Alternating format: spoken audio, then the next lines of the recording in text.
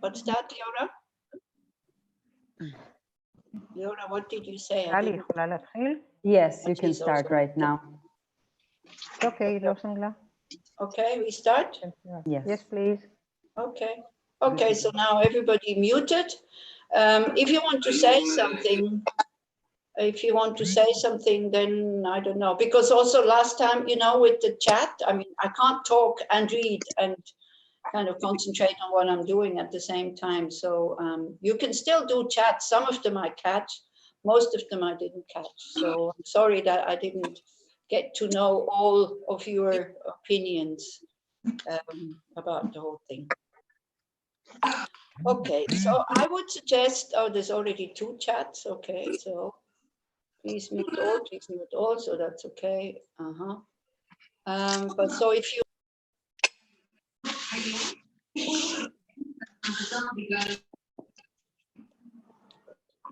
there are a lot of people who are not muted, so okay, now only Ani Rita. Ani, Rita, you are muted. Rita, you are on mute. Losang. I am, yeah, great. Losang. Hannah, I don't understand what you were saying. Can you send me an email exactly? Because 16 guidelines is on Thursday.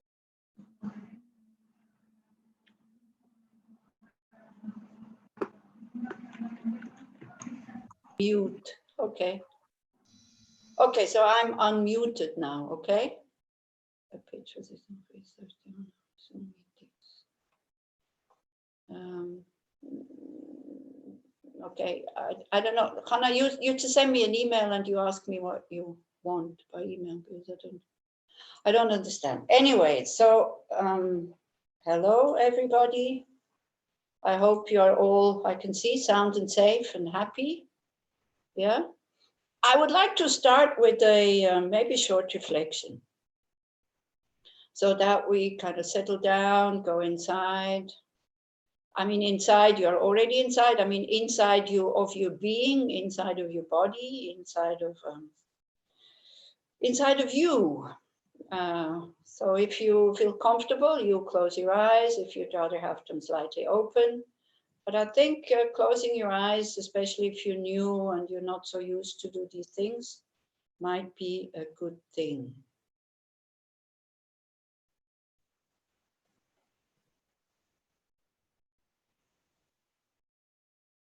And you really feel how you are sitting either on the chair, on the sofa, or on the ground.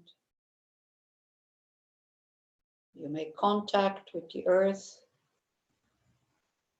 You feel how the earth is supporting you.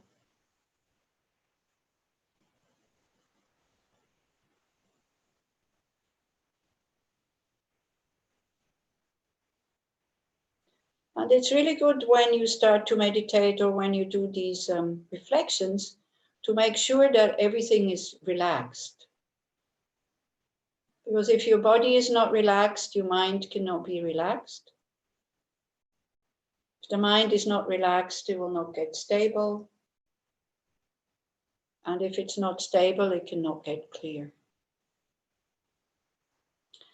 So one can use the breath and awareness in order to really deeply relax the body. So we do a body scan. So you start with your feet and with your legs. So you, by breathing in, you're totally aware of what kind of experiences are happening there, the feelings, the experiencings, whether it's a tingling or cold or warm, but without judging anything, without wanting to manipulate anything. Because a big part of awareness is just being able to be with whatever is. But to be fully aware, to be fully awake. And without training in awareness, then not much will transform in your mind. It will just be nice thoughts, nice theory, but the qualities that we would actually have cannot develop. So you become aware of your feet and your legs by breathing in. And by breathing out, you become totally open, totally soft, totally wide and spacious.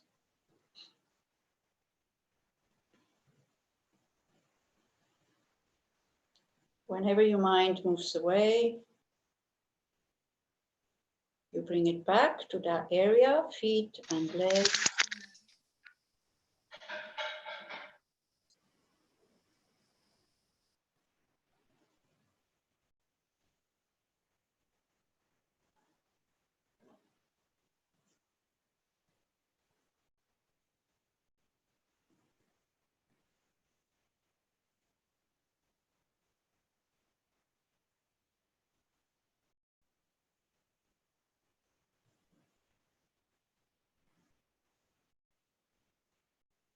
האכיפה של המשטרה בבני ברק היא חסרת תקדים בהיקפים שאני לא זוכר. Somebody's microphone is on, so maybe Gal just mute everybody and I unmute mine. If that happens again, I'll check if my mic is on.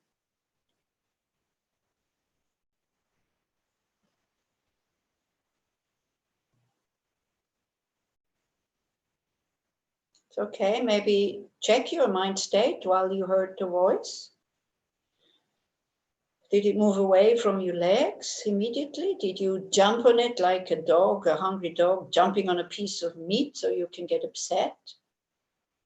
Maybe even angry, maybe irritated, just because of a voice?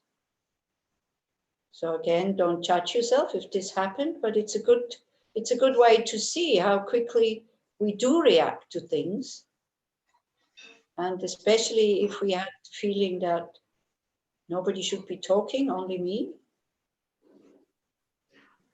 How little it takes to close up in the chest, to feel irritated, annoyed. So try to, if it happened, it's probably already gone. And then we think it's totally gone, but it's not totally gone. It went into the subconsciousness, and there kind of it goes into the same slot of the habit of being irritated.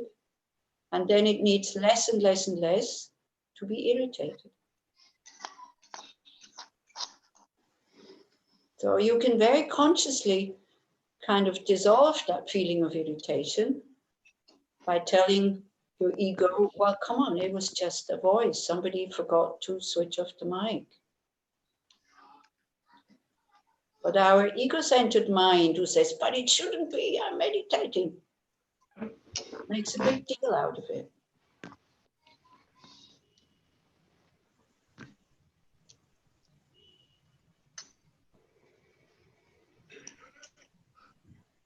So try to consciously calm yourself down. It's okay if we hear somebody's voice.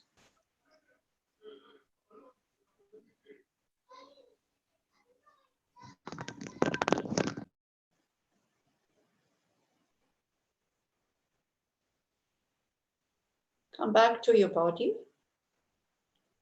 Because when you're irritated like this, you're not in your body anymore and you don't feel the irritation because you're in the object, you're in the sound. If you knew the person already, the person appears to your mental eye. There's aversion, anger, and all this. So there's no need. It's not necessary, it's just a habit.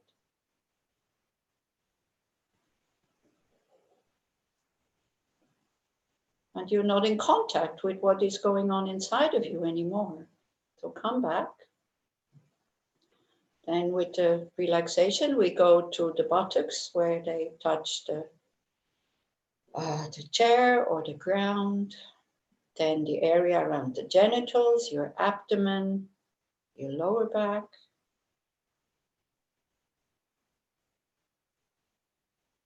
We do the same thing. Letting go of all how it should be, how it should not be. Everything that is totally okay. You breathe in, you become aware of the body sensations in there. You become aware of that area. You can see that we are capable of doing this.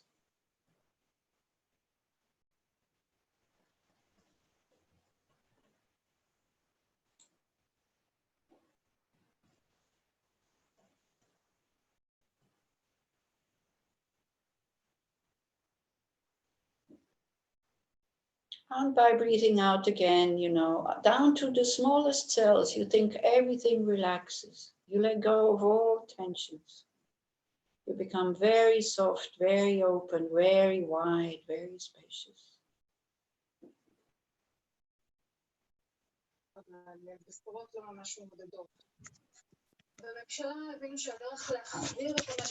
Well, I think you have to interfere a little bit.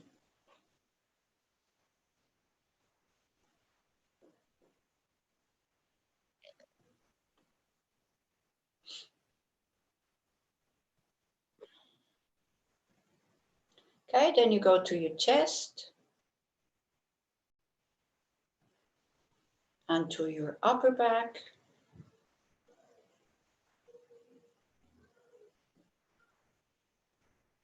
Same thing there, you become aware of body sensations. By breathing out, you become wide, open, down to the smallest cells. You can take a picture or an image in the morning when like the flowers are closed and the moment the sun shines on them, they open.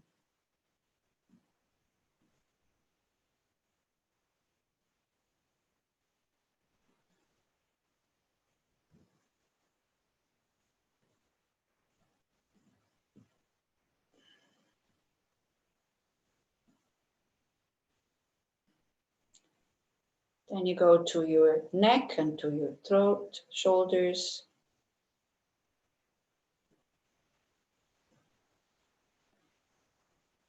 Same thing, by breathing in, you become aware of the sensations.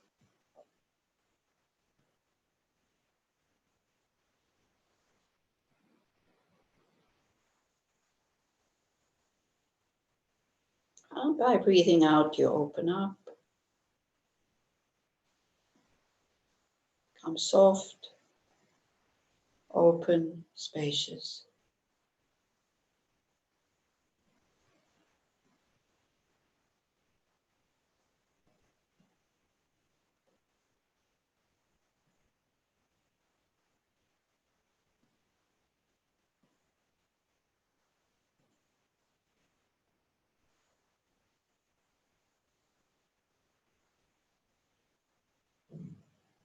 Then you move down your arms, you go to your hands, and especially in the hands, there's always something going on. So it's very easy to stay there because something is happening. So you feel the tingling.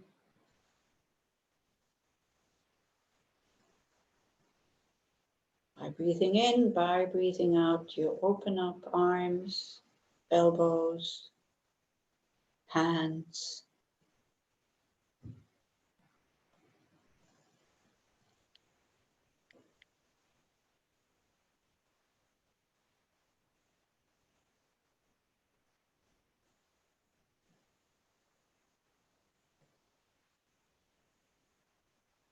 And then you move back up to your face, and especially there, we're holding a lot of small tensions that we're not even aware of, very, very often. And you will see the moment your awareness is there, even without having to tell yourself, by breathing out, you open up, you relax, it just does it by itself. So points are the jaws that we kind of press together.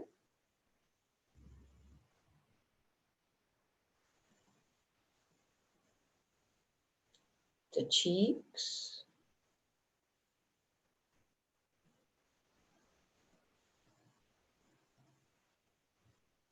Sometimes even the ears. So now you go to your ears.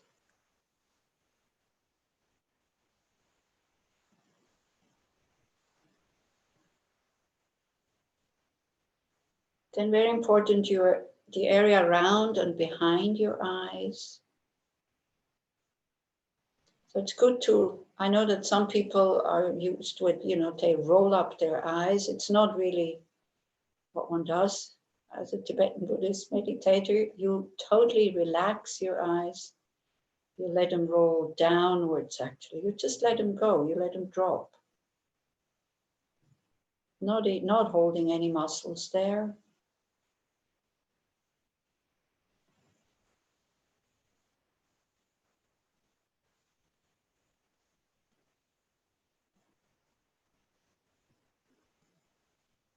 And then your front, same thing. You're fully there with your awareness, breathing in, breathing out. You're totally relaxed, all the wrinkles, all the pulling together, all the worries and the thoughts that seem to gather there.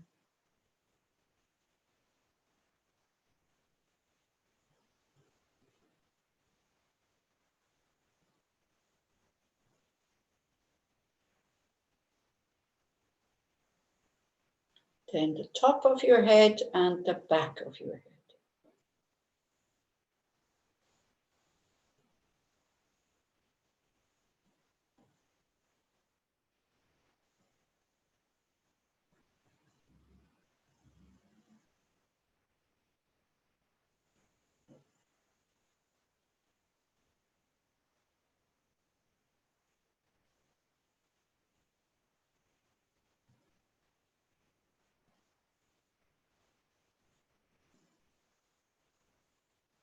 And then just try to be aware how you feel now.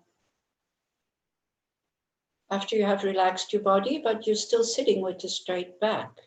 This is quite important because with the straight back, your mind becomes clear. If you're too relaxed, kind of half lying down, one thing is you cannot hold the posture for a long time because it will become uncomfortable. What we so-called kind of call lying down comfortably, we always have to move quite a bit.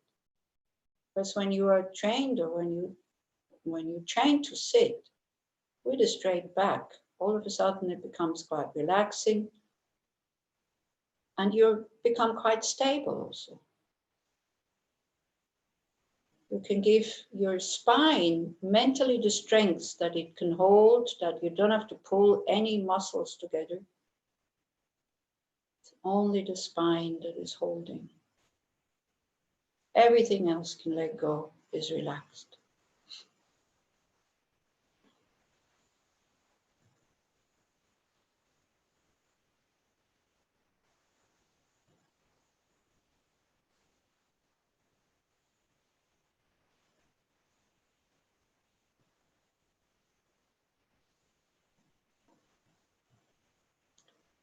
Okay, so this is kind of the first step before you start any meditation or any reflection or actually any activity.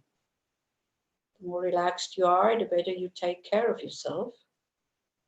And it's really important, especially in times like this, that you are taking care of yourself, physically and mentally.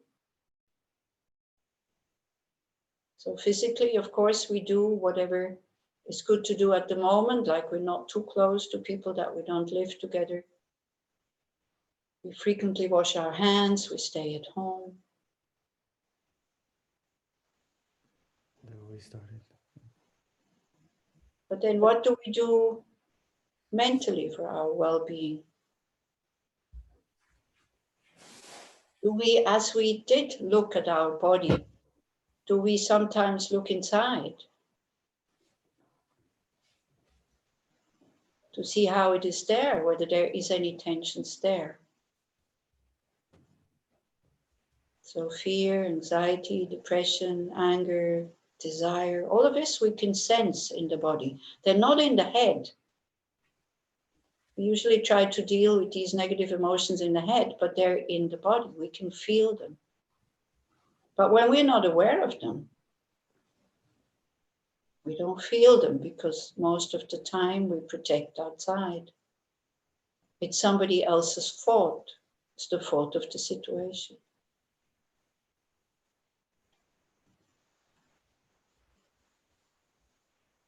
So go now back to your chest, because chest, abdomen, sometimes even in the genitals we can feel something.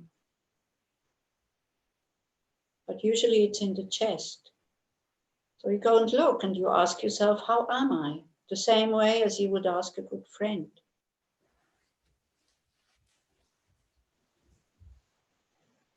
And same as with the body, not to put up any resistance.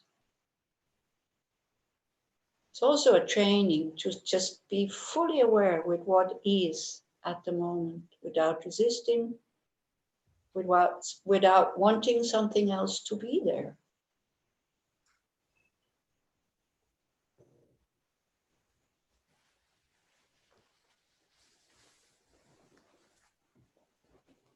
And what we can learn also when we start to look inside, the same thing, what we would do, what we would ask a good friend when we feel they're not so well. We would ask them, what do you need right now?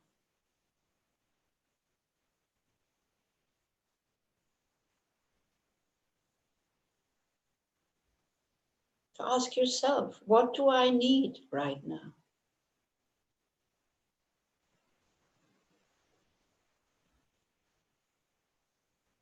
Don't give yourself any answers. Maybe I should have said that, because the answers are not important. What is important here is a mind state which is called caring, kindness, compassion, awareness. And when we are in that mind state, we are okay. We're connecting with ourselves the same way we usually only connect with friends.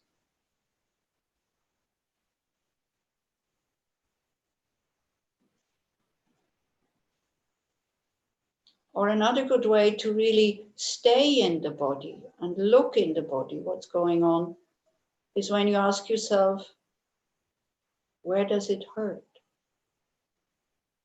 Don't be afraid to ask yourself these questions. They're very important. And again, it's not about, okay, what shall I do now? It's not about that. It's about remaining in that mind state.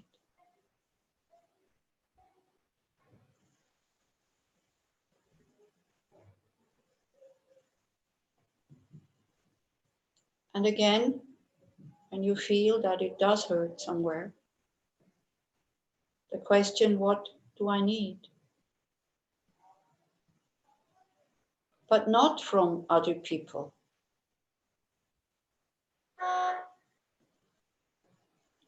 What do I need that I can do for myself?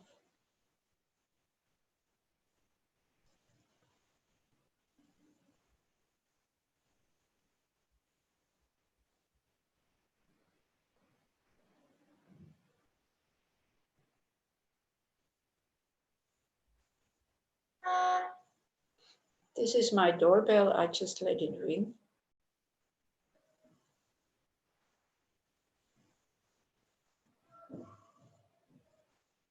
Or maybe I let you asking yourself, what do you need right now? Because I think I need to go and answer, actually, sorry.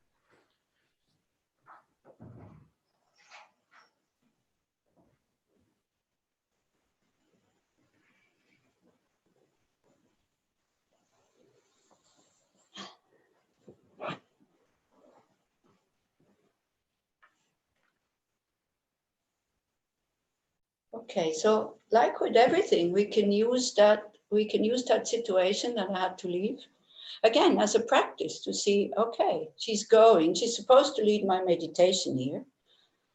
And now somebody is ringing the doorbell and she disappears, and then to see what happens. Can I continue on my own? Because that's what we, as teachers, that's what we are trying to teach you. We're teaching you methods so that you can do it on your own. And it doesn't become just a consuming that you can only sit and meditate when somebody sits in front of you. But again, when you saw how you reacted, please don't judge. We have very deep sitting habits.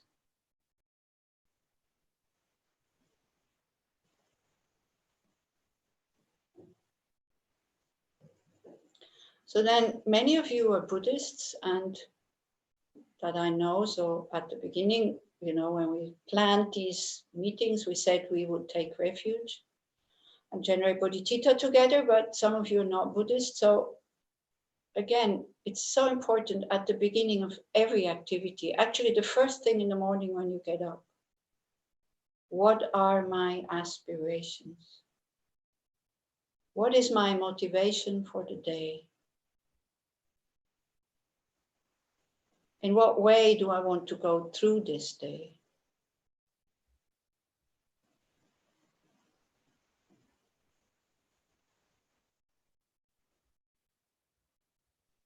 So as a Mahayana Buddhist, the aspiration is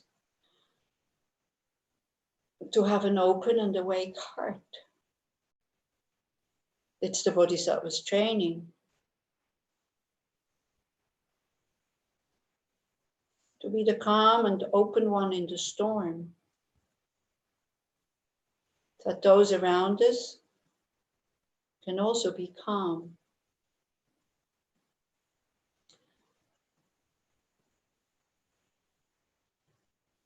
And please do not underestimate the force and strength of calmness. We always have to think that we have to do something, say something, or tell others what they should do, or how they should behave. And very often that creates more tension, more nervousness, more panic, more fear. Actually, all of these mind states are catching like a virus. If you are calm enough and if you're patient enough, just by being calm and patient without saying anything, you can calm other people down. It might take a while, but very often it goes very quickly. By being nervous and fearful, very quickly you have the whole room being nervous and fearful. So please do not underestimate the strength of your calm mind, the strength of your good heart, wanting others, no matter how badly they behave, you want them to be happy. You want them to be free from suffering.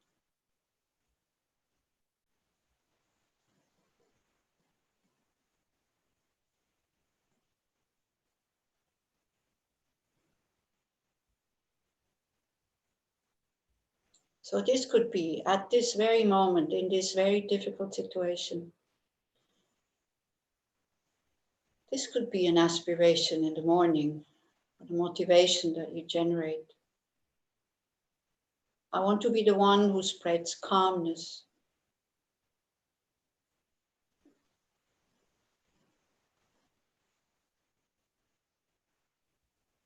I want to go through this day with an open and awake heart.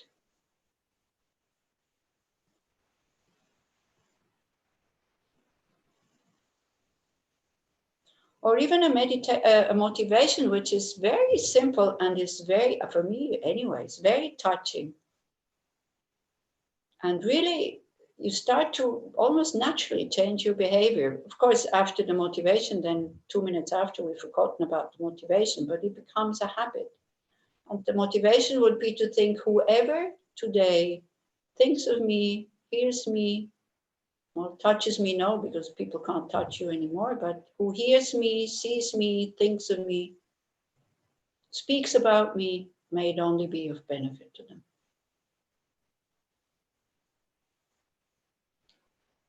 And you see, this is why we do these reflections, because when you sit like this, kind of half aware and half in meditation, then maybe you can feel, you can experience something. Because Buddhism is a method, and to see whether the method works or not, you have to experience these things. Not much point only to know them, but you have to experience them. So how does it feel when you have a motivation of whoever hears me, sees me, thinks of me, or speaks about me, may it only be of benefit to them. So again, go into your body and experience what you're feeling without judging, without wanting anything else to be there, but being totally awake, totally aware.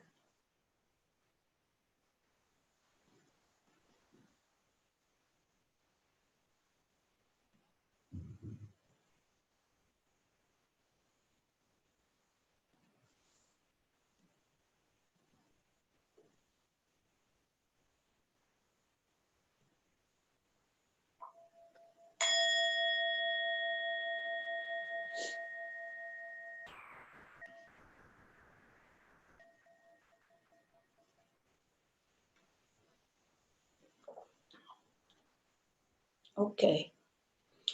Everybody okay? So this is something that is really simple and that you can just do. You know, it can really become a habit because, as I said,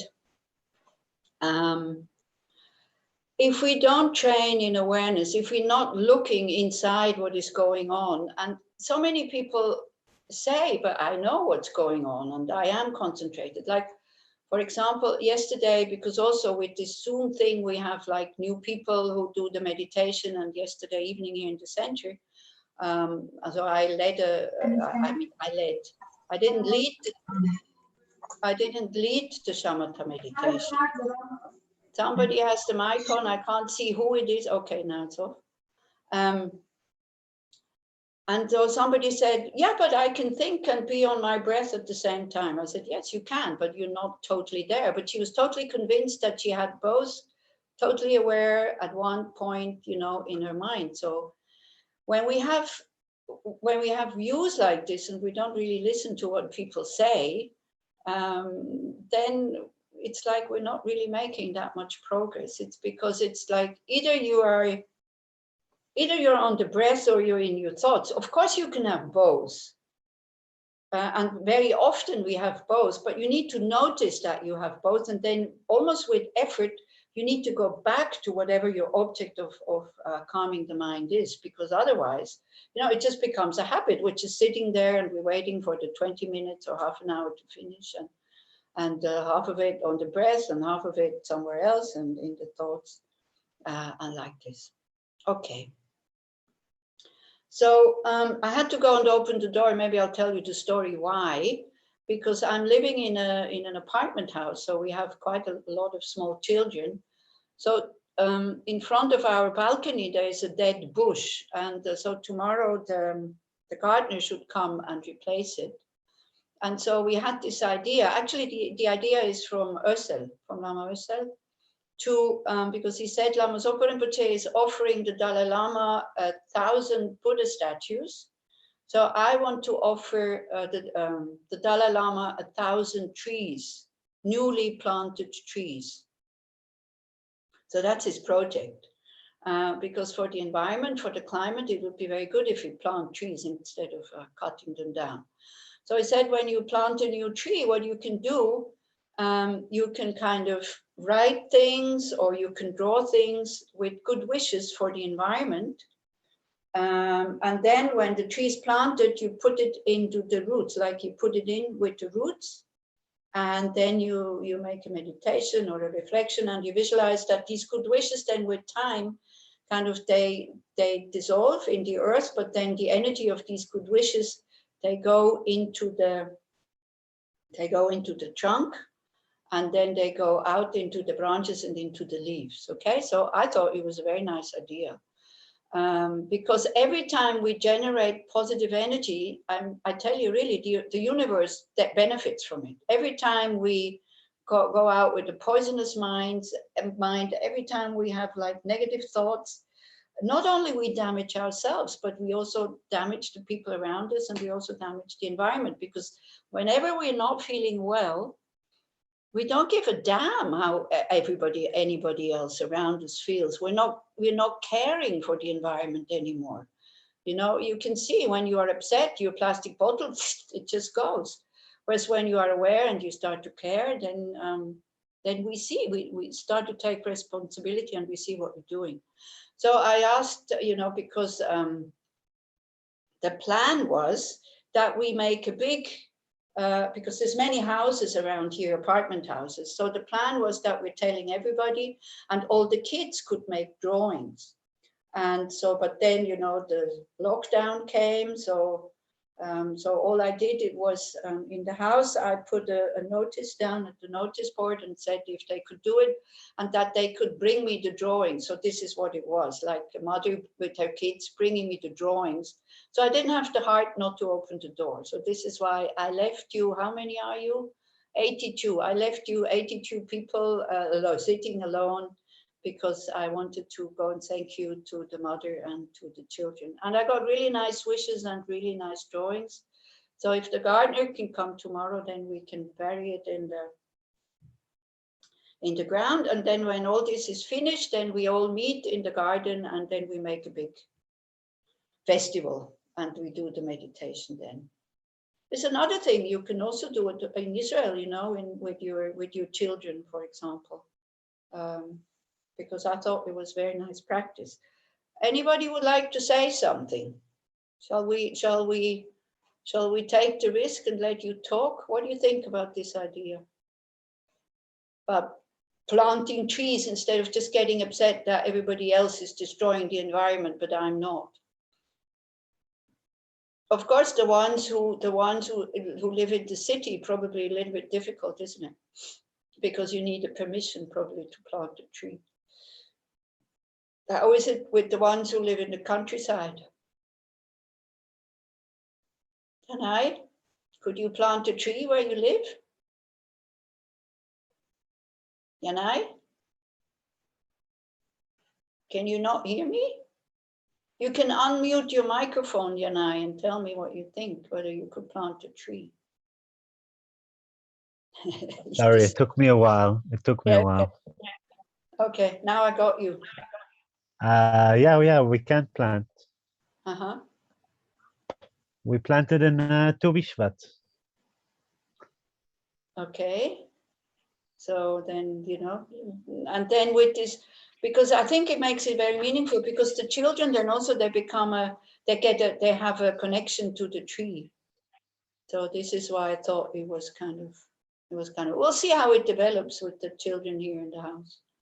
But I thought it was really nice, you know, they wrote peace and happiness for everybody, sharing, and we can see that this is our nature, that this is what we are longing for, but then just the longing for it is not really enough. We also have to kind of participate with this. Okay, so maybe let's talk last time. Okay, somebody says something. A wonderful idea. I do it with my grandchildren. Great, yeah. And so you're doing something good for the environment because we're planting trees. You're doing, also if you do it, what you can do, because then we can offer it to the Dalai Lama. So Tal knows because she was in Tal Mayan, because she was in Valencia also when Lama Usul presented the idea. So if you want, you can take pictures and you can tell me where the tree was. We have a holiday for the trees. We plant trees, good. So then take pictures and make sure that these wishes go to the roots when you bury it, and you send me or Leora or somebody that you know, you send me the pictures and I'll send it to this Lama Usul project. And then the tree that you planted in Israel is going to be offered to the Dalai Lama. Isn't that a wonderful idea? So this is how we connect. Okay, make sure you're using recycled paper. Yeah, okay. And not too big, you know, don't make, something happened to my screen here, but it doesn't matter. I see Gal's screen somehow. No, Netta, I see your screen. What are you doing? Gal, can you do something? Are we seeing Netta's screen? Okay, now back. Netta, don't touch the screen, okay? Okay. So yeah, so this would be an idea that we can do now when there's not so much to do. And for people who live in the countryside, you can still go outside with having contact to many others. Okay, so let's go back to fear, because last time we started talking about fear a little bit, and why fear, you know, again, when fear comes up, we always have a feeling that it should not be there, isn't it? That it's we shouldn't be afraid and should not be there. But actually, fear is a factor that something is wrong. So don't think that it's kind of a negative emotion, yeah. But then when you see at the fears that you have now, and you probably think, okay, they're very big because the situation is very difficult and all this. But maybe go back 2 months ago, and then remember the fears you had then, and the worries you had then, and the, you know, what you got upset about and all this. And when you compare them to now, they're probably a little bit maybe smaller, the ones 2 months ago. But 2 months ago, they seemed just as big as the ones you have now. Yeah, so it is not when this coronavirus crisis is finished that you will have no more fears and no more worries. They will just be different, but because there's nothing bigger going on, they will also then be very big. And we mentioned it last time, as long as we are in samsara, then we will have fears. So fears are very helpful to kind of to warn us about something. The problem is when fear kind of, you know, it hijacks you, and there's nothing else but fear and panic, we lose contact. This is science, and the psychologists maybe can agree with me. We lose contact to the cortex, and then with just this 3F thing, we go into fight, flight, or freeze. And in order to unlock this kind of panicky fear, we can do a few things. So awareness, mindfulness is one of them. Grounding yourself is another one, like really touching something, you know, go back to the senses, like touching something, or, you know, touching the chair that you're sitting at, touching your clothes, touching the table that you're sitting at, something like this. This is very, very helpful. Counting your breath for maybe 5-10 minutes also, maybe count to 5, you know, in breath, out breath, in breath, out breath. But don't give up too quickly, because I know somebody that she has a lot of panic, and I tell her, but then she does it. She says, I'm doing, but she's doing it for maybe half a minute, and then it doesn't work. And then you can almost see how the fear again comes from behind and kind of catches her and keeps her. And she says, but I feel the fear. I feel the fear. I said, yes, you're feeling the fear, but you have become the fear.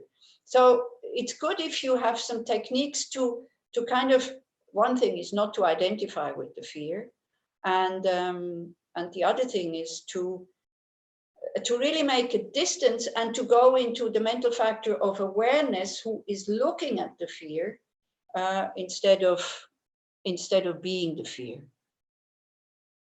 Yeah, and then also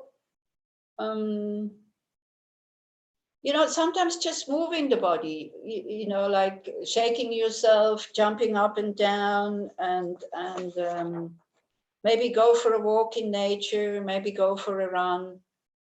That's also very helpful until you have calmed down again. And once you have calmed down, then you think about the situation. Don't think about the situation when you're panicking. It's no point, because you totally lose kind of the relativity of the whole thing. How many of you have seen pictures of India at the moment? Quite a few. Maybe Gal, would you like to say what you have seen? Because then I go and turn on the light. Actually, it's getting dark here. I know it's still a lot of light coming from there, but not from here. Gal, do you want to tell them what you've seen?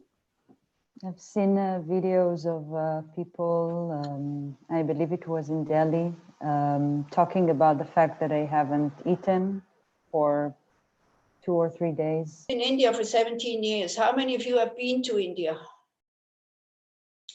How many of you have been traveling on local buses, not with the tourist buses? Okay, So I can see Rakefet, Gal, Yanai.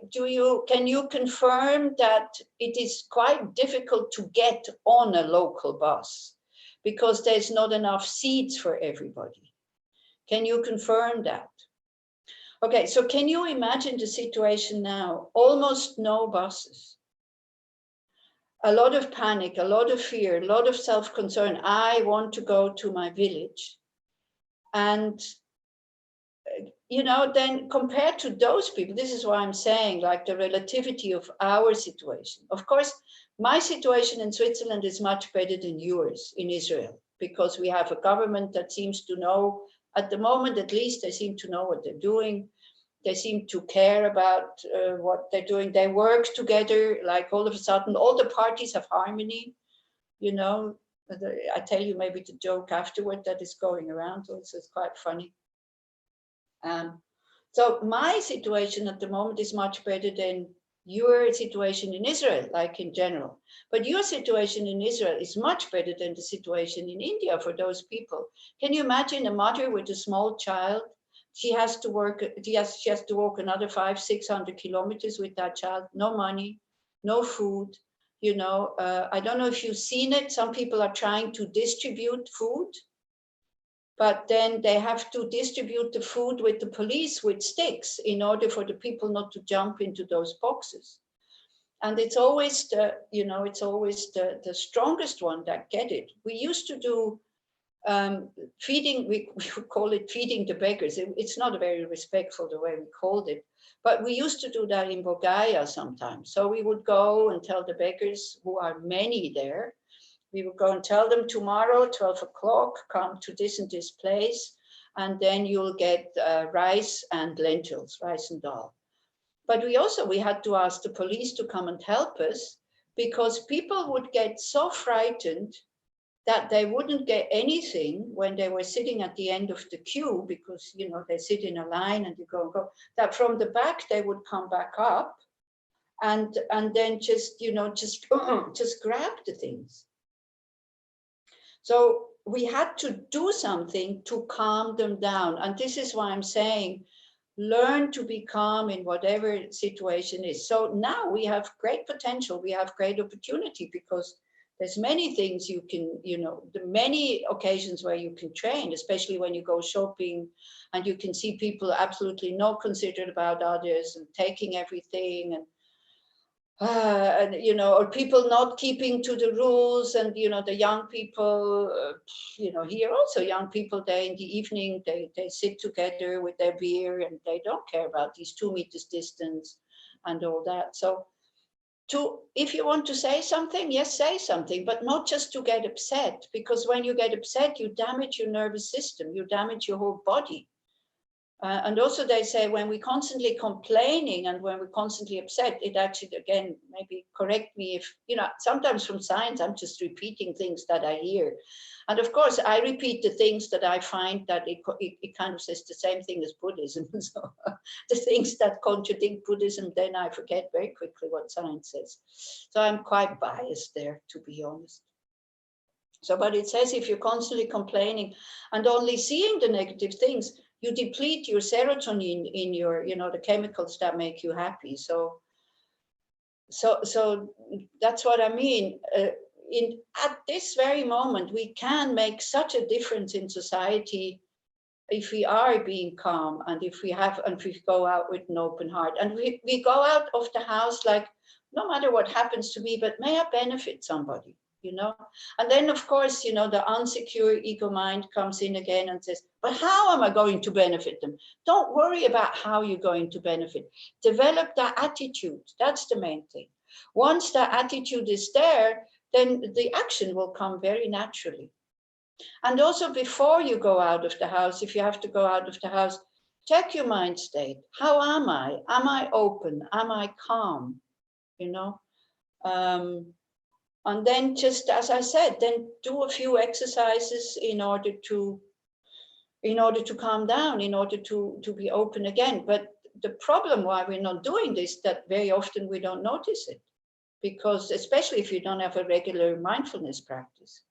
And this is what mindfulness is for, to see what is going on with ourselves. And I think sometimes I talked to Leora Price about this, because she says, the Tibetan teachers, they don't really talk about this. Why? Because they don't need to. In general, the Tibetans, or maybe also other Buddhists, they have a very, they have very good, healthy self-confidence, because they have this, the same way as we have a natural feeling of I'm not good enough, and I do everything wrong, and nobody likes me, and nobody loves me, and all this deep down. Yeah, then we cover it with a lot of arrogance. I am the best. So then, of course, we can't be well. So they have this thing. We have Buddha nature. I'm not saying everybody, but in general, this is what they grow up with. That at the bottom they are okay. So then, very often, even though they should know by now how very little self-confidence we Westerners have, and how little it needs to kind of throw us off balance, and how insecure we become when somebody criticizes us, or how quickly we go into the reaction mode when something doesn't go the way we want it to go, when somebody does something that we don't like them to do, and all this, when how quickly the negative emotions come up. Maybe they know, but I think they still don't know, because it's something, maybe they have it in their heads, but they don't experience it. Yeah. So this is why some of the Buddhist teachers, the Tibetan Buddhist teachers who have a lot of contact with Westerners, who speak English really well, they start to really also say that. You see, they take it for granted that the structure of the path. And the structure of the path is that first you learn to take care of yourself. How? How do you learn to take care of yourself? Somebody wants to say something?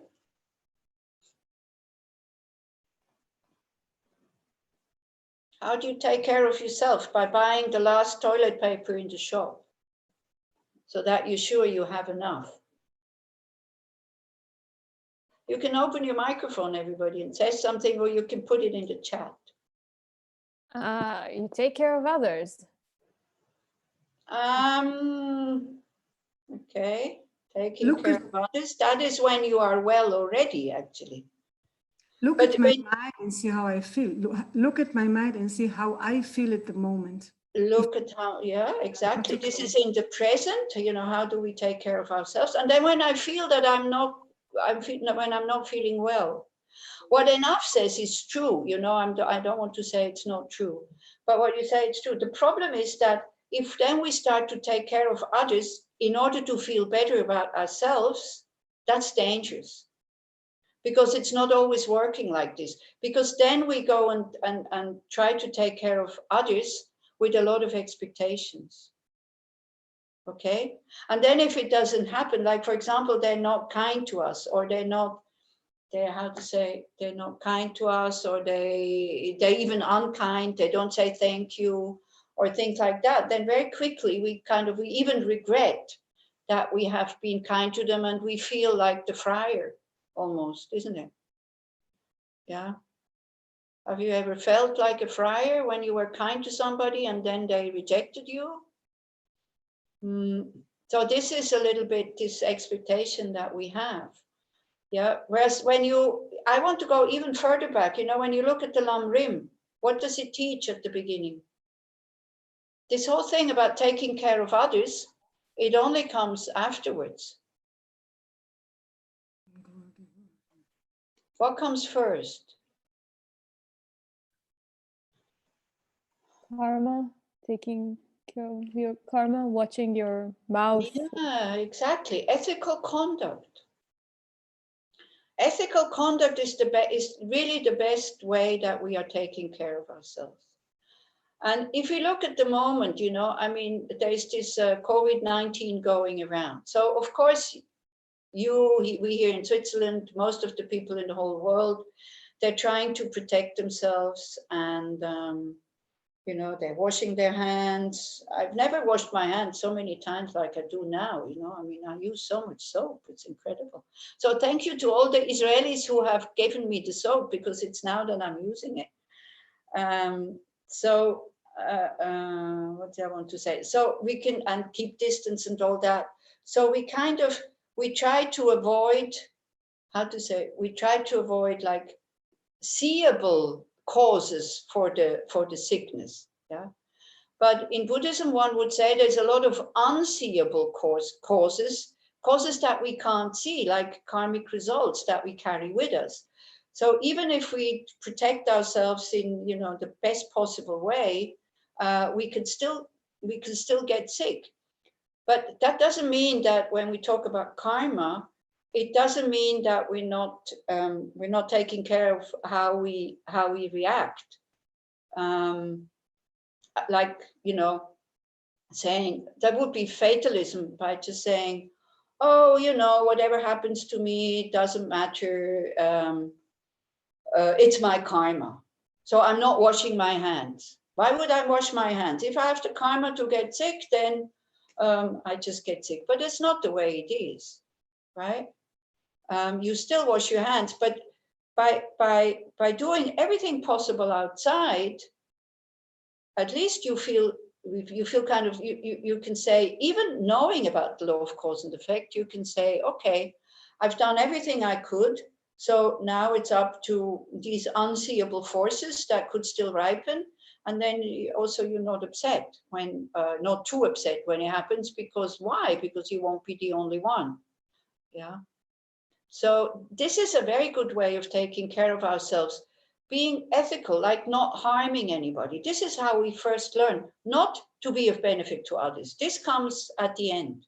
Yeah, this is the end of the path. Once we have taken such good care of ourselves that we don't really, that we become non-needy people. We become kind of non-nutniks, okay?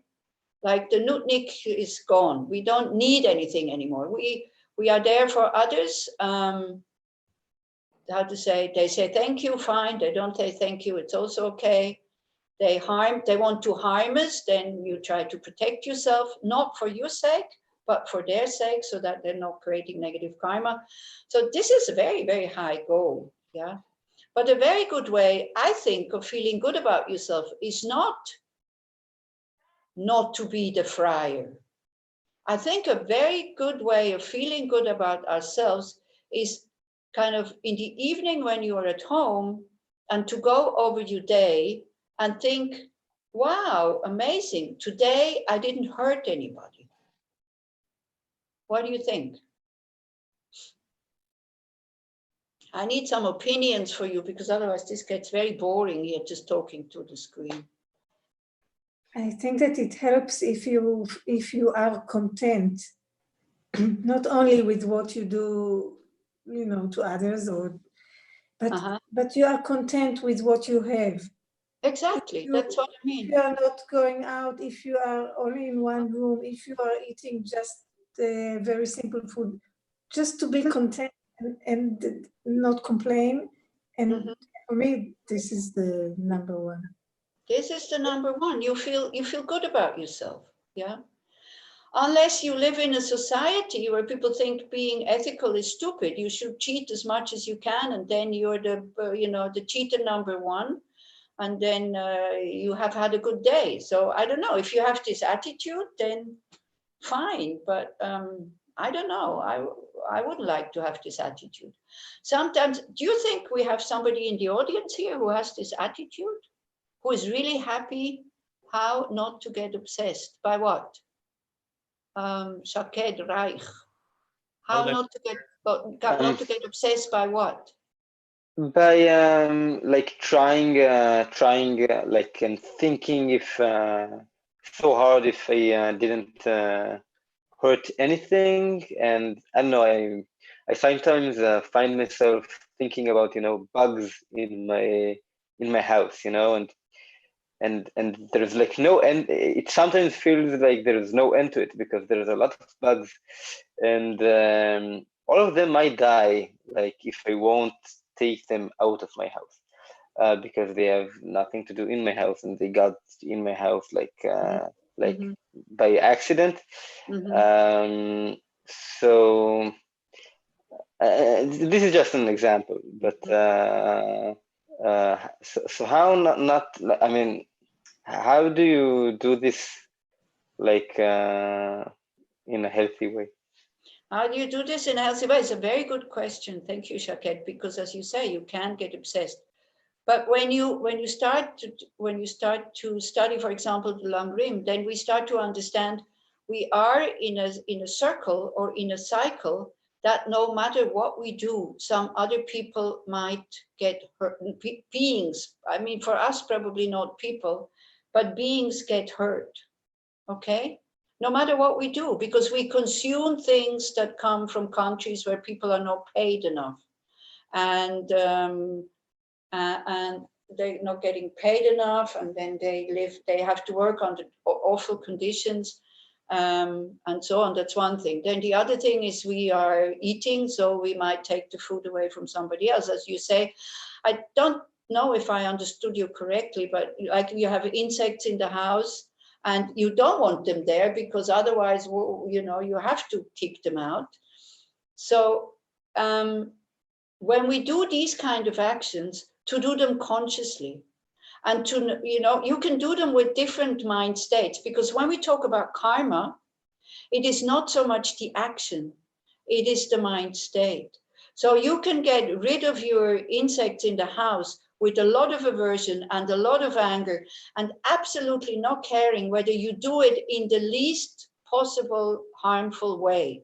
That if you have to kill them, that you kill them like at least quick. On top of it, as a Buddhist, you would make prayers for them that they have a good rebirth. Yeah. On top of it, because you are practicing, then you practice what Enough has said, you practice bodhicitta. So on top of it, you think like, wow, I really owe you something now. So I will practice as much as I can, as hard as I can, so that I reach enlightenment as quickly as possible. And because of my negative act, I have a connection with you now. So then may that connection ripen in a way that I can lead you to enlightenment. Okay, so what I've just said, that can be total lip service. I don't know if you know the expression lip service. You know, you can go blah, blah, blah, blah, blah, and you think, and you see the ant and you go, tack, you know, and you're very happy that it's dead. Well, again, you know, karma is not given you through the Buddha who sees what you're doing and who sees, oh, he's got a good intention. I'm not going to give him negative karma now. Oh, poor guy, he's got a lot of that already. And, you know, I see that he's really trying very hard to be ethical and like this. It's your mind who is creating the karma. Yeah. So, just in order to survive, we have to do negative things. Okay, thank you very much. Somebody that I can't see what the name is, translated lip service in Hebrew. Thanks, this is great. Thank you. You probably created yourself some positive karma now by providing I can use that example now. So you see somebody provided, I don't know who the person is. Now I'm saying, I don't know who the person is. Now, if in this person's mind, something comes up unconsciously a little bit going, but I want her to know who I am, and then write who the person is, you know, so that, oh, I'm the one who knew this and this and this. Then that almost no positive karma created because it's very self-concerned. If it's really done, so just everybody kind of knows what lip service is in Hebrew, then there is some positive karma coming from there. Okay, there's another chat, which is lip service. Yeah, that's it. Okay. So you see what I mean? So yeah, you're right. You know, I mean, with Buddhism, you also need some kind of, how to say, some kind of wisdom. And to see whether, you know, very often we do have a choice whether to be ethical or whether to be non-ethical. And sometimes we don't have a choice. This is the thing. Yeah. And that's what samsara is all about. Yeah.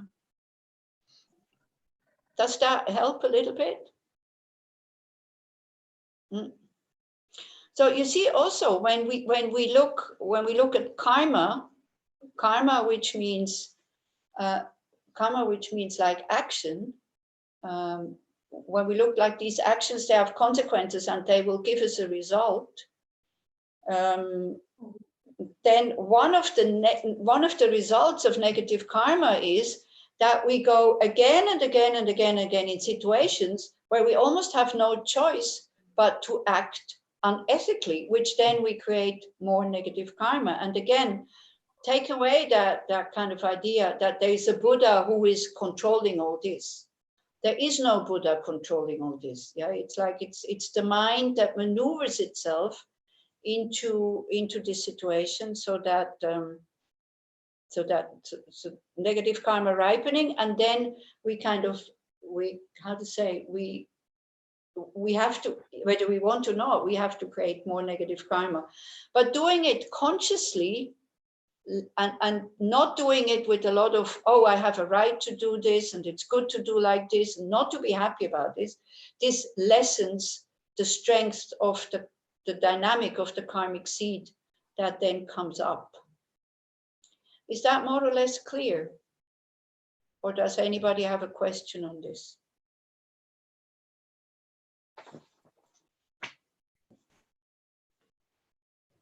In follow-up to the 7 years in Tibet, during the building of the cinema in Tibet, the monks go through the construction ground and take out all the worms. Can you talk about this? Yeah, this is what one can do, you know. Before you start constructing in the Tibetan tradition, I don't know if it's still done now, but in Dharamsala it's still done like this. Then you have monks and nuns coming, mostly monks coming, and then they do pujas, you know, where the ground is, they do pujas, and they ask all the beings that live in there, the beings that maybe don't even have physical form, like earth spirits or things like that, to leave. And they ask all the other beings to leave. And then if there's a possibility to take out all the other insects, they do, okay? 7 years in Tibet was done when? Like that was kind of, I think at the end of the Second World War. Yeah, because this Harar, I think he was during the Second World War or something like that. They didn't have many building sites, you know, in Tibet at that time. So then there was still time to do it. These days, well, if you can do it, then by all means do it. But I think it would become terribly expensive if you ask the building people to kind of stand aside while you go and pick out all the insects, okay? Do you see what I mean? You see, we do the best that we can, but then also that's it. You see, there's many situations where I can't give you a clear answer. Like, for example, when we were still, I can't remember where it was. I think it was in Tuval. Or was it? No, it wasn't in Tuval. It was in, yeah, it was. I think it was in Tuval and in, what's the other place that we were before Nesamim? See, my brain is going. I don't even know the places anymore. Yechiam, okay? They used to have these, yeah, Yechiam. They used to have these containers that would catch the flies. Yeah, where they would go in and then die because there were so many flies, because they, especially in Tuval, they also had cows. So of course, you know, as a Buddhist, the first thing, and that's what even some Buddhists did, they just tore them down. But it's not your property. You can't do that. You can't go around and tell everybody what to do. What you can do is that if you reach, if you can blow into the container, that you recite mantras and you blow into the container, that you can do. And then also a wish to make a wish, may nobody have to die in such a horrible way, for example. And all these flies, may they have a good rebirth. I know, again, we come back to lip service. I know, again, this can be just lip service, or you can really mean it. Don't forget, you create karma, especially with your mind. Yeah, not so, I mean, there's also the body karma of killing, stealing, and sexual misconduct, but it's always the intention behind it. Yeah, but I don't have a good answer to that question either. What do we do with these fly traps? I don't know. Yeah. If you live in a place where they're not needed, be happy at least that you're not having to make decisions of killing beings in order for yourself to be able to live in a proper way. Yeah. Anybody would like to comment on that one? You see, we are responsible for our own karma. We like to be responsible for other people's karma sometimes and try to tell them what they should do or what they should not do. But first we really have to look after our own. And that's the more difficult one. It's much easier to tell other people what they should do. Yeah.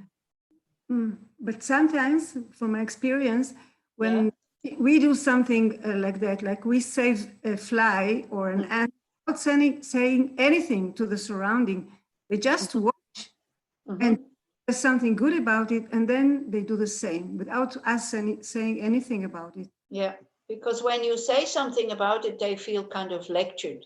You know, they feel like, oh, you shouldn't do that. And then I think especially Israelis don't like that so much. Actually, nobody likes it so much when, you know, with kind of with a harsh mind, you tell somebody what they like to do. Okay, so we almost slid into the second topic of what we started last week, because last week we were talking about suffering, like the first noble truth. And so we started a little bit with second noble truth, which is the truth, the causes for the suffering, which is what? Somebody can answer either in a chat or with the voice. Ignorant. Karma and contaminated afflictions. Contaminated karma and afflictions. Yeah. The karma meaning karmic results. Yeah, like sometimes when we say karma, it's like karma just means action. So it's really good to take this a little bit apart. It's like why we suffer is because we are experiencing a result from a negative action. So we're experiencing a karmic result. As we are experiencing a karmic result, if we don't understand why we are experiencing it, and we're blaming somebody else, and very often we react with a negative mind state, which is aversion, anger, hate, jealousy, and so on, and definitely with a lot of self-concern. As we do this, we create more karmic potential in order to again create more suffering. Yeah. So, but we said we limited to 1.5 hours, so we have only 10 minutes left. So maybe next time we look at the workings of karma a little bit more, although you all know it. I guess you know what are the 10 negative actions, what is karma, how does it function? But if you want, we can still go through that, because sometimes, as you know, it's really good to repeat all this. Okay? So what I would like to do with you now, one thing is I want to read something from Thich Nhat Hanh, but now I've lost it. I can't remember where it is, because, you know, no matter what the situation is, I mean, we have, and then we do a reflection on this. We have a habit of seeing things, like to see the negative things first. Can we meet in the afternoon or another day? Okay. I don't know. So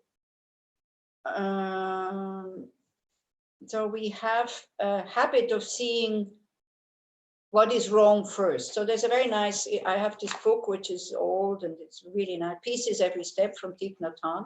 So I just read out this very small chapter. And he says, so we often ask, what's wrong? Doing so, we invite painful seeds of sorrow to come up and manifest. We feel suffering, anger, and depression, and produce more such seeds. We would be much happier if we tried to stay in touch with the healthy, joyful seeds inside of us and around us. We should learn to ask what's not wrong and be in touch with that. There are so many elements in the world and within our bodies, feelings, perceptions, and consciousness that are wholesome, refreshing, and healing. If we block ourselves, if we stay in the prison of our sorrow, we will not be in touch with these healing elements. Life is filled with many wonders, like the blue sky, the sunshine, the eyes of a baby. Our breathing, for example, can be very enjoyable. I enjoy breathing every day, but many people appreciate the joy of breathing only when they have asthma or a stuffed up nose. We don't need to wait until we have asthma to enjoy our breathing. Awareness of the precious elements of happiness is itself the practice of right mindfulness. Elements like these are within us and all around us. In each second of our lives, we can enjoy them. If we do so, seeds of peace, joy, and happiness will be planted in us, and they will become strong. The secret to happiness is happiness itself. Wherever we are, anytime, we have the capacity to enjoy the sunshine, the presence of each other, the wonder of our breathing. We don't have to travel anywhere else to do so.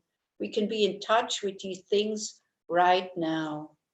And this is what we don't trust. This is what we don't believe, because we have such a strong habit that the mind is attracted to these negative things. But I can see with people who have been practicing not only the Buddha Dharma, but who have a spiritual practice, and they really practice it very sincerely, like not just for themselves, but also, hi Familia Tausner, but not just for themselves, but really also for others, and not just for their own community or their own religion, but really for everybody. And I feel that slowly, in certain parts of the world, this is happening. Like last night, for example, or 2 nights ago, I get an email, the Pope is sitting down and is meditating for the coronavirus to stop. What do? I sit down and meditate with the Pope. And I thought, this is fantastic. I can meditate with the Pope. I don't have to wait for the Dalai Lama to meditate. So that these very human values that we all share, that these borders that artificially we make between me and them, me the Buddhists, them the Christians, no, I don't want to say when he's sitting, that we start to see that we all have the same goal, like all of us want to be happy and nobody wants to suffer, but that a religion can still give you very, very good tools to practice that. And I can see that spiritual practitioners, when they have hardships happening, they deal with them in a much better way than somebody who has absolutely no spiritual practice. Yeah, and this is where I see the role of religion also, that we have something that is more than just like, worldly stuff, like money and health, and where the value of a good heart and compassion is really coming in. Yeah, so we can train the mind. That when we see only negative things, it's a trained mind. It's nothing but that. It's not that it's just, some people only see the negative things, some people only see the positive things because it's in their DNA, or because they have like chemicals missing in the brain. Possible. I don't know, from science. But definitely you can change that. And for me, one of my role models and my hero is Viktor Frankl. Here is this man who is not a Buddhist. I don't know if he was a practicing Jew, but he definitely knew the mind because he was a psychiatrist. And he not only told other people to do what to do with their mind, from what he says, I am convinced that he studied it with his own mind. He studied it, how does my mind react when I do this and this and this and this?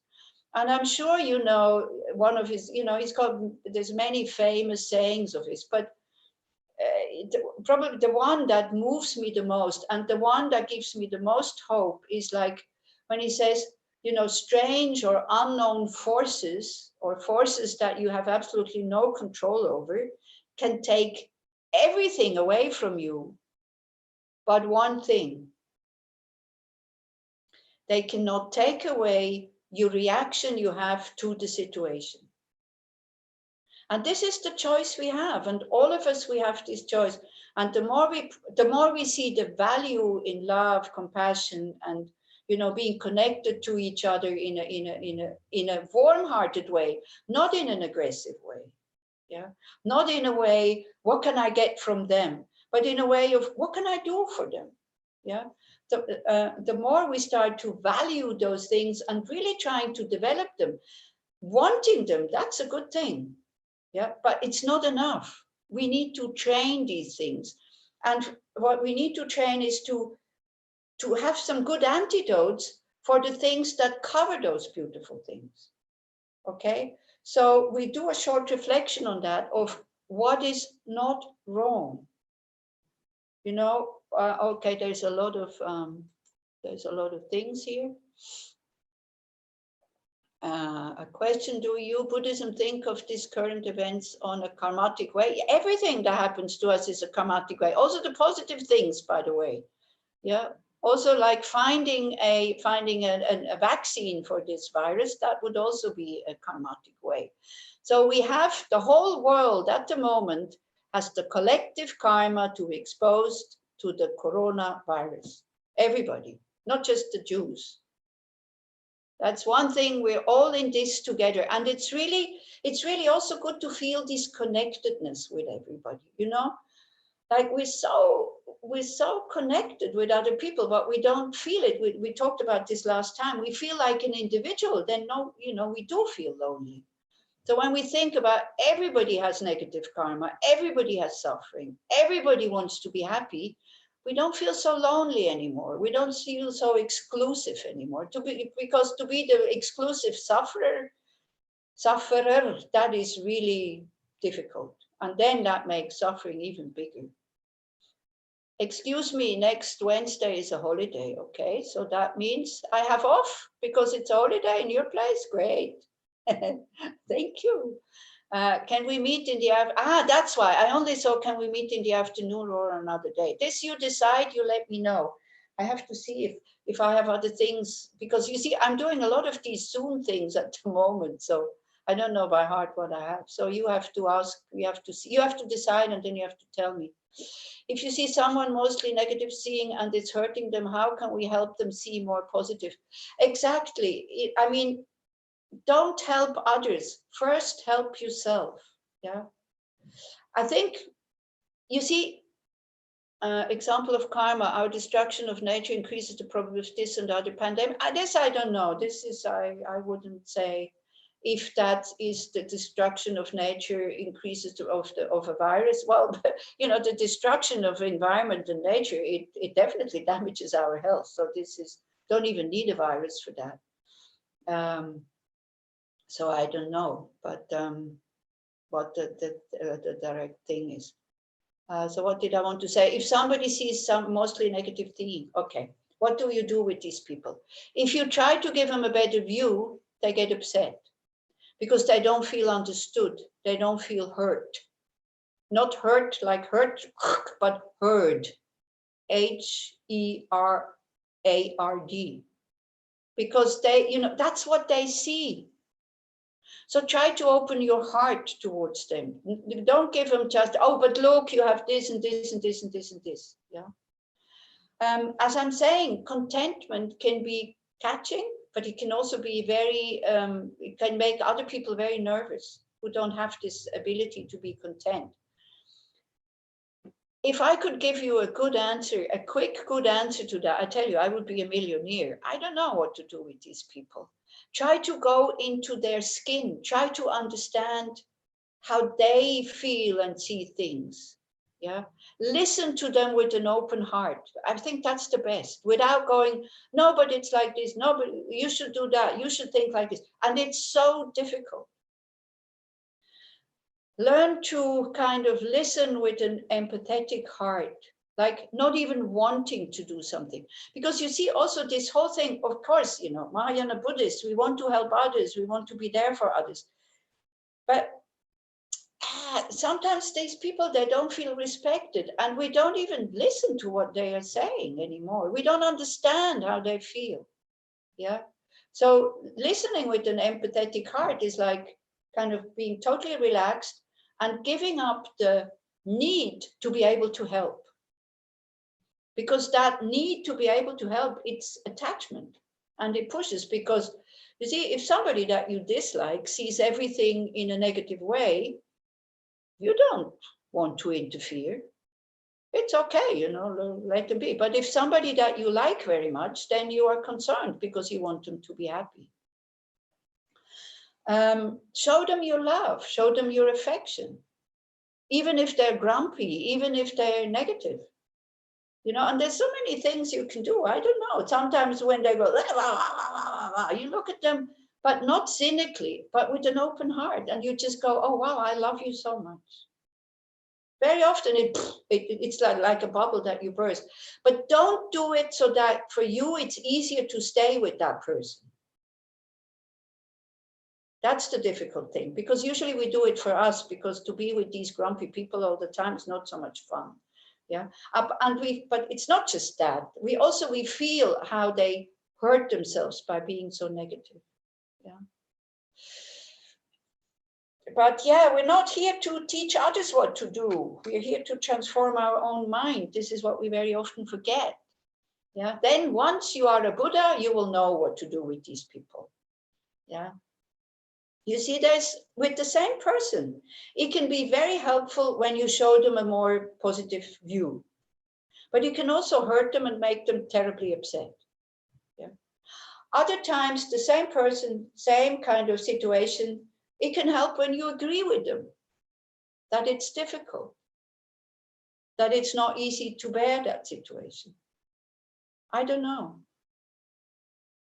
You see, I'm not a psychologist. What I have found out, I think if you are very familiar with somebody, what really helps, if you just listen to them, but really listen, being present and not going on in the mind, oh, it's the same old thing again, and oh, what shall I do? And just be present. Maybe being present, you can do some tonglen, you know, drawing out this negative mind state from the person. And without saying anything, and bringing it into your own, you know, kind of also sometimes negative mind. Because same way, when we are not in a good state, we are exactly the same. Yeah. You give it to your self-cherishing mind. And then out of that, you know, Buddha potential or love and kindness that we have, you breathe out light. May you be happy. May you be well. Yeah. This is something that you could do. What do you think?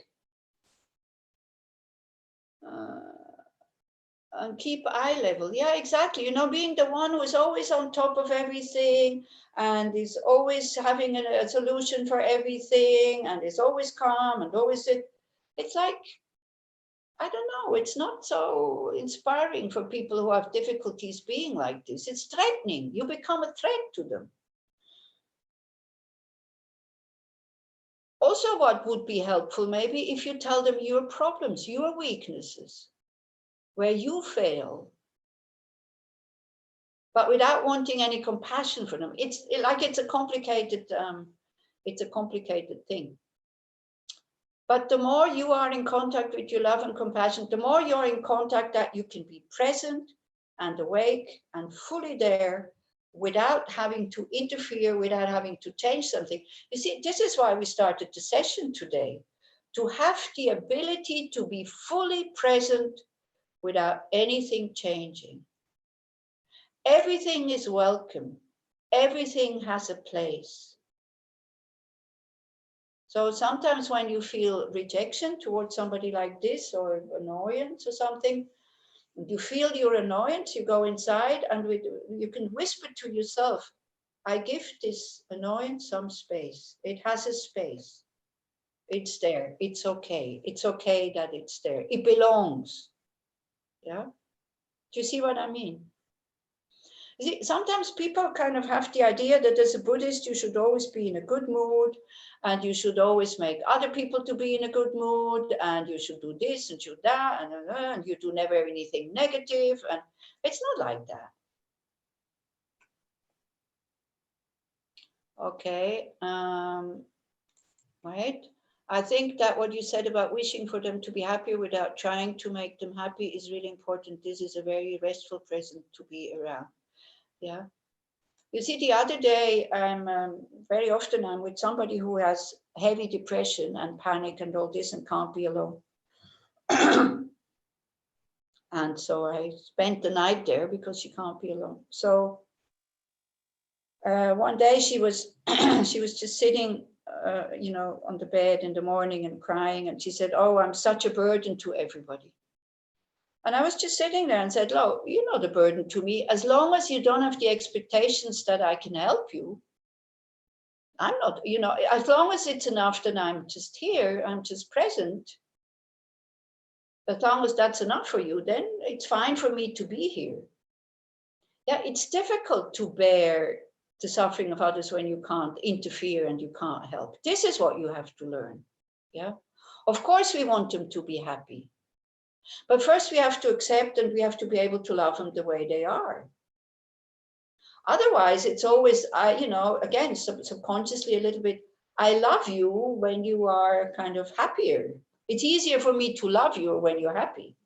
It's not so easy to love a grumpy person. It's not so easy to love a person who is depressed and we can't help because they show us our limits. But it's a complicated topic, that one. It really is. Okay, so let's do a short reflection on, for us to be content, for us to be open, for you to look for things that you can be grateful for. Thank you, not wanting to help them so it will be more comfortable for me. Oh, I have to check.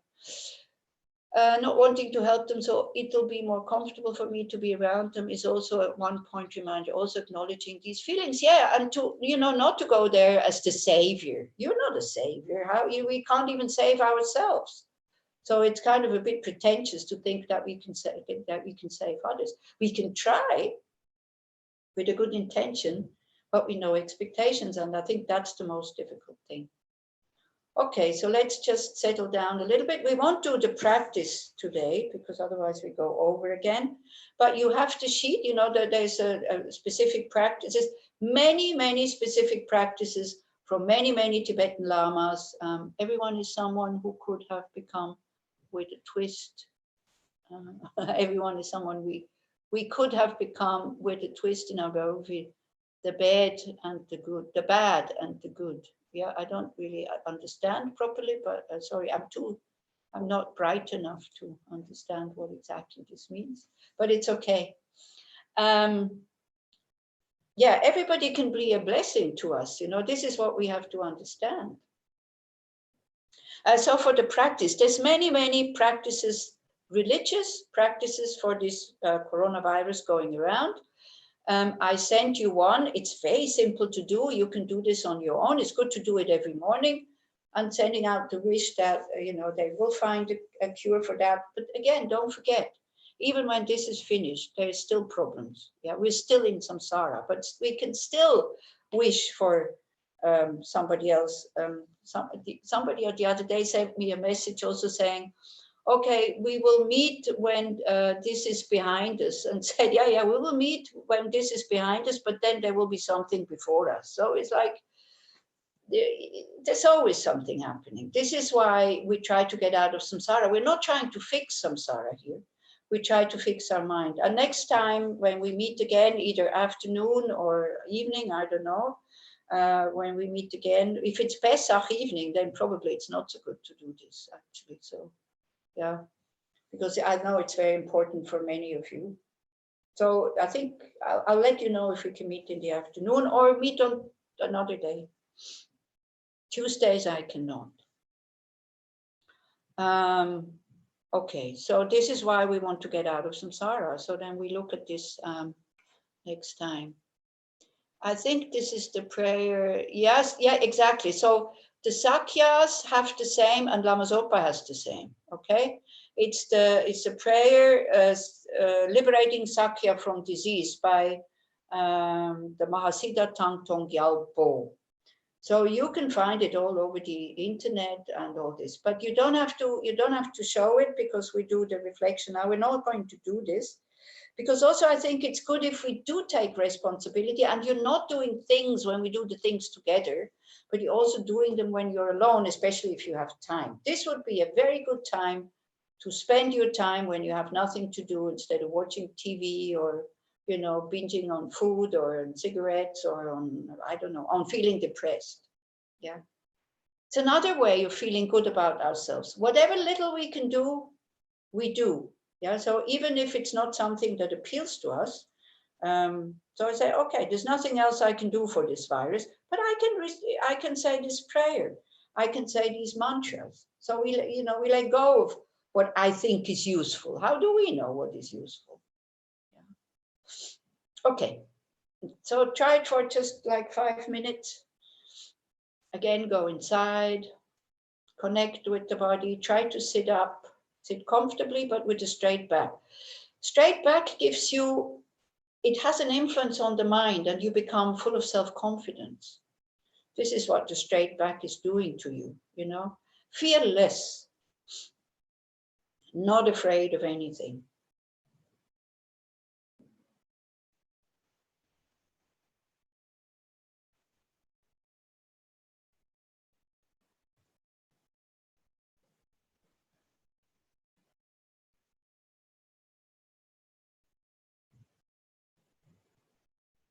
So Shuki says, coronavirus pandemic is Dharma. Shuki, everything is Dharma. Everything that happens to us, everything we can learn from everything. So, okay, so connect with your body. And I just give you something very small that you can do. What is not wrong? So for example, you think my eyes were open until now. I can see. How wonderful. Right now, I can see, even if I need glasses, but I can see. Eyes are very fragile, you know. These things can go very small conditions. But at the moment, we can still see. You go to your breath. Breathing in, it keeps me alive. Breathing out, it keeps me alive. Or these 4 lines by, again, Thich Nhat Hanh, which are so wonderful. Breathing in, I'm in the present moment.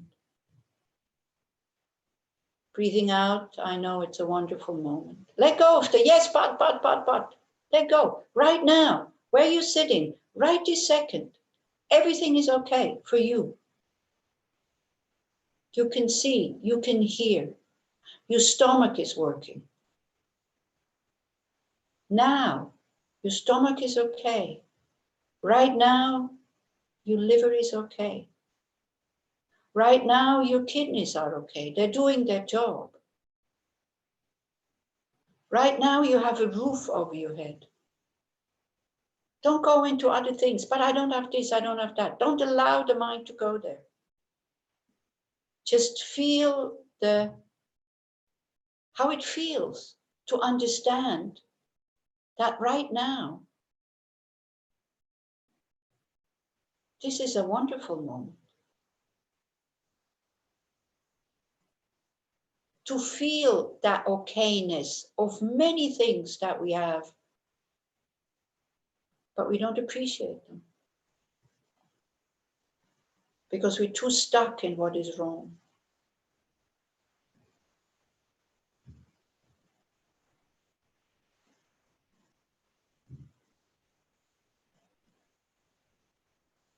Maybe other things are coming into your mind. I have people that like me. How wonderful. I have people that allow me to like them. That's even more wonderful. because then I am in contact with my loving heart.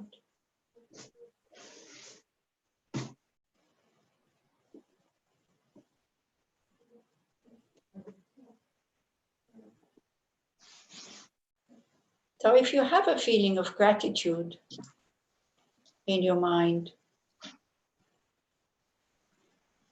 try to send it out into the world.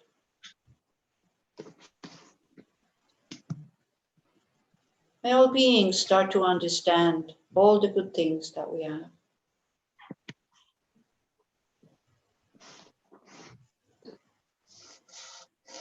Relax into that feeling of gratitude. It's so spacious. It is warm. It connects. It is fearless. It is wide. It is open. And share it with the world.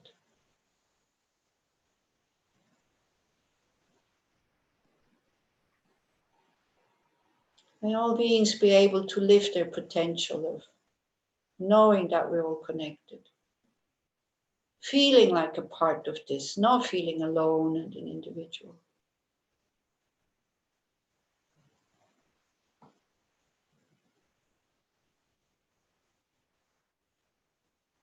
May we all live to learn in harmony and peace, in difficult times and in easy times.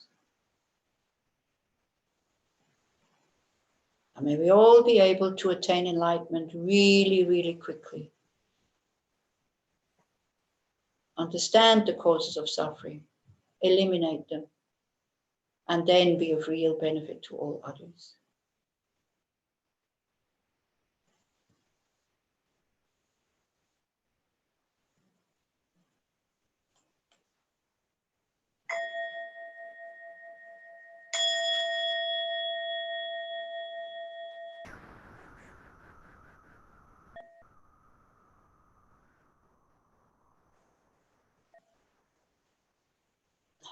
Yeah, please, as Chuki says, it's very good, pray for the sick. Whatever prayer you know, please pray for them. You see, prayer has a lot of strength. Yeah, so same as with staying calm, you know, we think that, oh, I'm not doing anything because I'm staying calm. It's like you do a lot if you stay calm and if you keep an open heart and you do whatever you can. Prayer is a very good thing to do for people who are sick, because it also takes you away from your own fear, because you are doing something. You don't feel so useless, okay? Okay, that's it. I still went over 15 minutes. Again, it's almost 2 hours, I'm sorry. Thank you. Thank you so much. Thank you. You are very, very welcome. And for next week, let me know. Gal will be in touch with you. Huh? Gal will be in touch with me.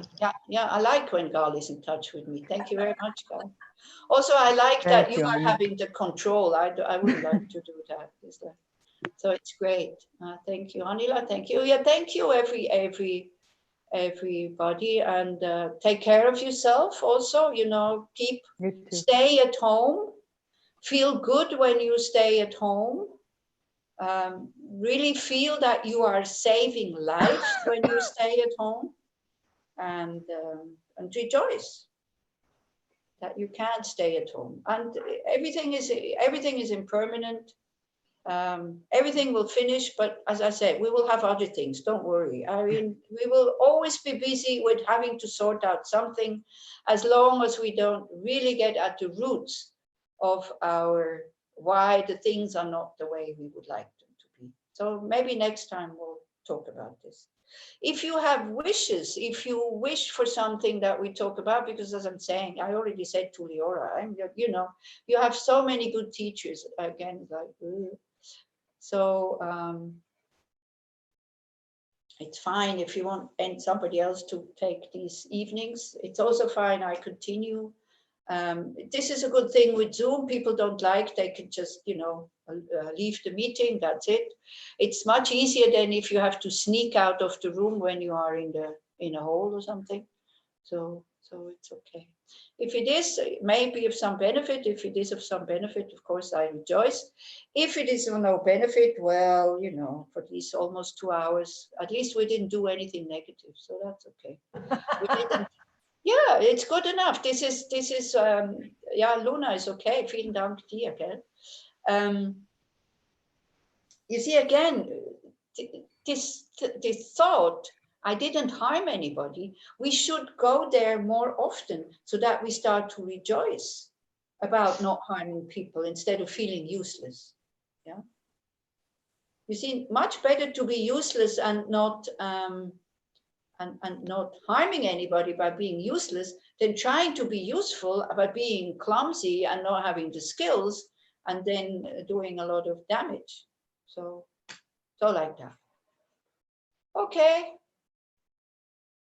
Bye. Oh, right, we can open them. You can open them, Gal, so I can hear them. We hear the cacophony. You can all open yours if you want to talk. Yeah, or yeah, if you want to say something, you can open your microphone. Thank you so much. Thank you. Yeah, thank you. Bye, Ani. Thank you. Bye, Ani Losang. It was great to hear you. Bye. Take care. Bye. Thank you. Bye-bye. Bye, Annie. Thank you so much. Bye-bye. Bye-bye. Thank you. Thank you, Gal. Yeah, thank you, Gal. Thanks to her, this is happening. Thank you, guys. Thank you for participating. Yeah, Thank thank you you so very much. Okay, I'm going, so others can go also, otherwise you wait. Me too. Okay, bye.